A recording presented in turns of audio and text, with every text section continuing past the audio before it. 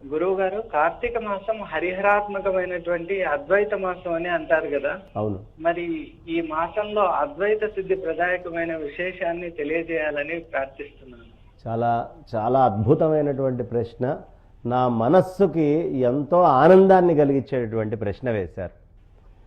ఈ మాసం యొక్క ప్రత్యేకత హరిహరాత్మకం. ఎందుకయ్యా అంటే ఏకాదశి నాడు సాక్షాత్తు విష్ణుమూర్తి ఆయన యోగ నిద్ర నుంచి లేస్తున్నారు. మరి పౌర్ణమి నాడు ఏం జరుగుతుందండి అంటే ఆషాఢ శుద్ధ పౌర్ణమి నాడు చక్కగా తపస్సులోకి వెళ్ళిన పరమేశ్వరుడు కార్తీక పౌర్ణమి నాడు తపస్సు నుంచి బయటకు వస్తున్నాడు. కాబట్టి ఇది శివకేశవులు ఇరువురికి చాలా ప్రీతిపాత్రమైంది.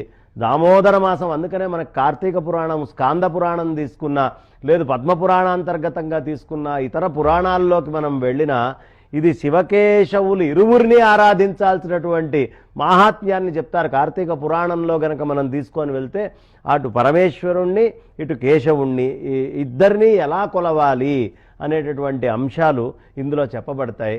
ఇందులో చాలా విశేషమైనటువంటి ప్రత్యేకత ఏమిటయ్యా అంటే శివకేశవులు ఇరువురు అభేదం. ఎప్పుడైనా గుర్తుంచుకోండి. శివాయ విష్ణురూపాయ శివరూపాయ విష్ణవే శివస్య హృదయం విష్ణోశ్చ హృదయగం శివ. ఈ ఇరువురు అభేదమే. ఎలాంటిదయ్యా అంటే శంకరాచార్యుల వారు మనకి పంచాయతనము అనేటటువంటిది చెప్పారు. నువ్వు ఎప్పుడూ సర్వవ్యాపకమై నిర్గుణ నిరాకార సచ్చిదానంద ఘన చిదానంద పరబ్రహ్మాన్ని ఆరాధన చేస్తూ ఉండవయ్యా. ఆ పరబ్రహ్మమే నీ ప్రధానమైన లక్ష్యము, నీ స్వస్వరూపము. అయినప్పటికీ లోకో భిన్న రుచి ఉపాసకానాం కార్యార్థం బ్రహ్మణా రూపకల్పతే అని చక్కగా ఉపాసకుడి యొక్క కార్యక్రమాన్ని చేయడానికి రకరకాల రూపాలు వస్తాయి.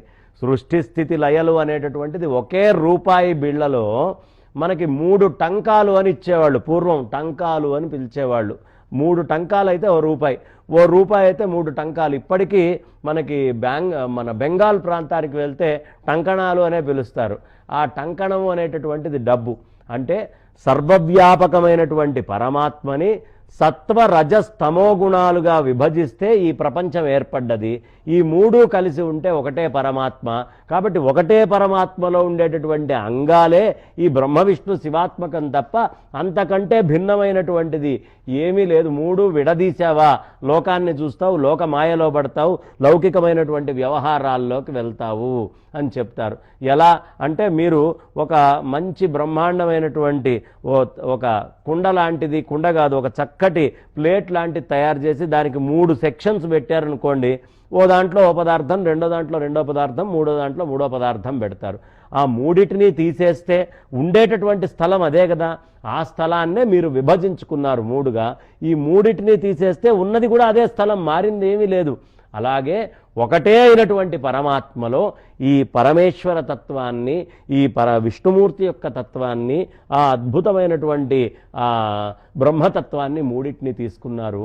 అందుకనే ఆ 3 ఒకటి తప్ప 2 కాదు అనే విషయాన్ని చెప్తూ దీనికి ఒక మంచి ఉదాహరణ చెప్తారు. ఒక గంగా నది పారుతూ ఉందనుకోండి. ఈ పారుతున్నటువంటి గంగా నదికి 6 ఘట్టాలున్నాయి.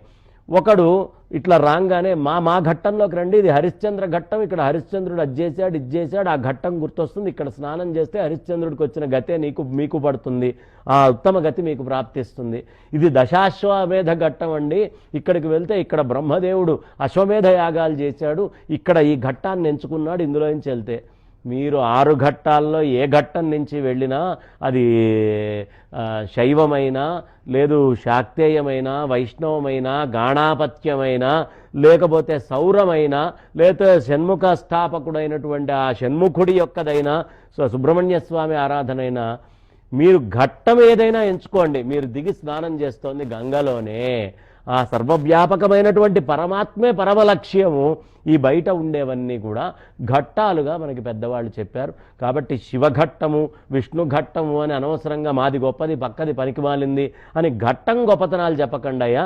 ఈ ఘట్టంలోంచి వెళ్తే స్నానం చేసేది గంగలోనే. ఆ గంగ సర్వవ్యాపకమైనటువంటి పరమాత్మ.